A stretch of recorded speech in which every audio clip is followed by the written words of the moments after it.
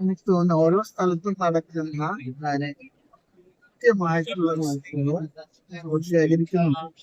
മനസ്സിലാക്കുന്നത് പലപ്പോഴും നടക്കുന്ന ഭ്രമണങ്ങൾ വേദനാജനകമാണ്.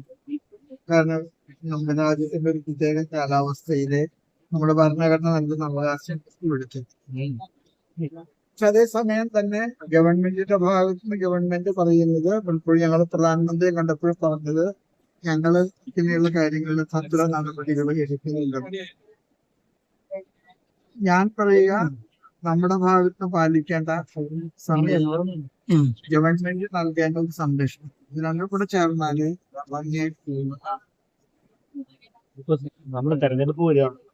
ഇതൊക്കെ തെരഞ്ഞെടുപ്പ് വരുമ്പോ നമുക്ക് എങ്ങനെയുള്ളവരാണ് നമ്മുടെ രാജ്യം? എല്ലാവരും വോട്ട് ചെയ്യാൻ പാടില്ല. ആര് വോട്ട് ചെയ്യാതില്ല. ഇഷ്ടമുള്ള കക്ഷി അവർക്ക് എങ്ങനെയുള്ളവരായിരിക്കും പറയേണ്ടതാണ് പ്രതീക്ഷ. അത് അവന്റെ ജനാധിപത്യ പൗരബോധം അവന് കിട്ടിയിട്ടുള്ള കടലാസിലേ അവന്റെ തലയ്ക്ക് എന്താണുള്ളത് എനിക്കറിയാൻ പാടില്ല. ഞാൻ ഒരാൾക്ക് ചെയ്യാനായിട്ട് പ്രത്യേകം പറയാം. മൂല്യങ്ങളുള്ള നമ്മുടെ രാഷ്ട്രത്തിന്റെ ഭരണഘടന കാക്കുന്നു, നമ്മുടെ ന്യൂനപക്ഷങ്ങൾക്ക് സംരക്ഷണം നൽകുന്ന ഈ മനുഷ്യർക്ക് കൊടുക്കുന്നതിനേക്കാൾ സംരക്ഷണം വന്യമൃഗങ്ങൾക്ക് കൊടുക്കുന്നത് എനിക്ക് തോന്നുന്ന ബോധമില്ലായ്മയായിട്ടാണ് എനിക്ക് തോന്നുന്നത്.